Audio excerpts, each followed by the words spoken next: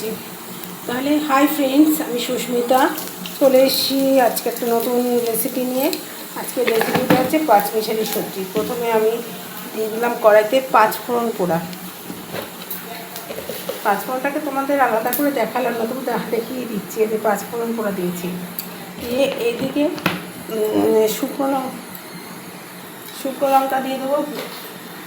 একটা শুকনো লঙ্কা দেবো, কারণ আমার বাড়িতে তো ঝাল খেতে চায় না কেউ, ওই জন্য একটা শুকনো লঙ্কা ফালা দিয়ে দিলাম।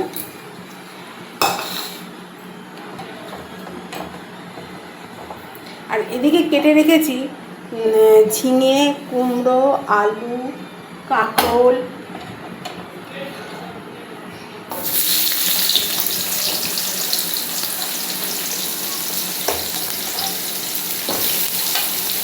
এবার এক এক করে সব সবজিগুলো দিয়ে দেবো।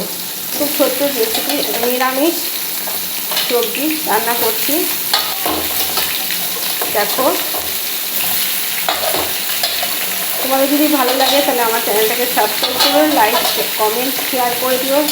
আর তোমরাও বাড়িতে চেষ্টা করতে পারো, এই রেসিপিটা রান্না করে দেখতে পারো যে কেমন লাগে।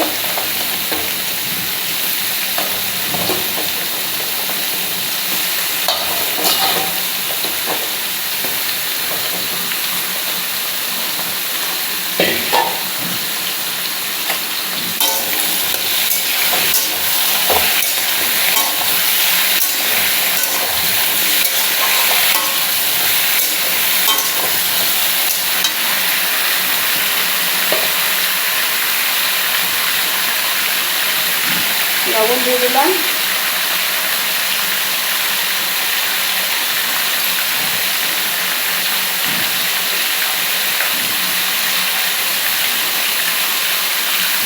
আর হলুদ দিয়ে দিচ্ছি।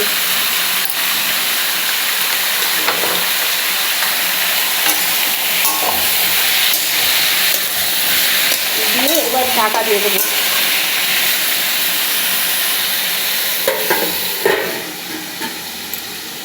এটাকে ভাপে সিদ্ধ হতে থাক, তারপরে আবার আসছি। এদিকে একটা খোলায় আমি শুকনো খোলায় ভেজে নিয়েছি সাদা জিরে আর শুকনো লঙ্কা। এটাকে মিক্সিতে গুঁড়ো করে নেব। পাঁচমিশালির পাঁচটা হয়নি বলে সবজি দিয়ে আমি একটু মুগের ডাল ছড়িয়ে দিলাম।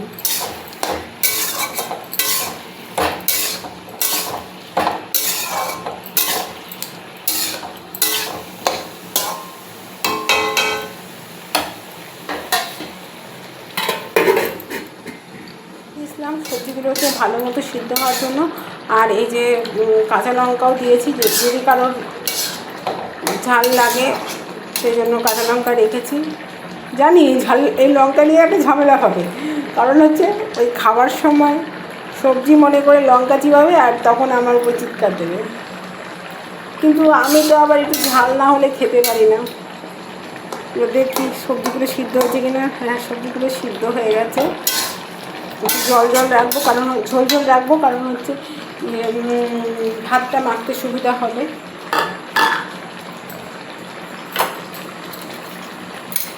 এবার একটু চিনি দিয়ে দিই।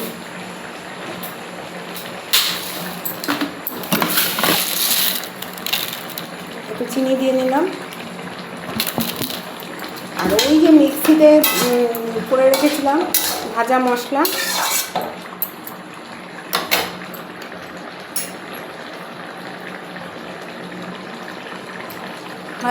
ছড়িয়ে দিলাম।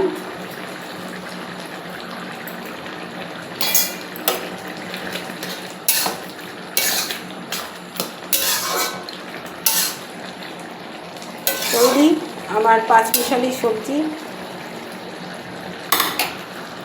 এবার পরিবেশন করব।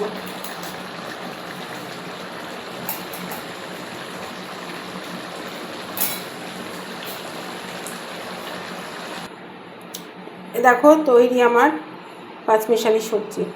যদি ভালো লাগে তাহলে লাইক কমেন্ট শেয়ার করে আমার সাথে যুক্ত হয়ে যাও। Tata, bye bye. আবার দেখা হবে নতুন কোনো ব্লগে, নতুন কোনো রেসিপি।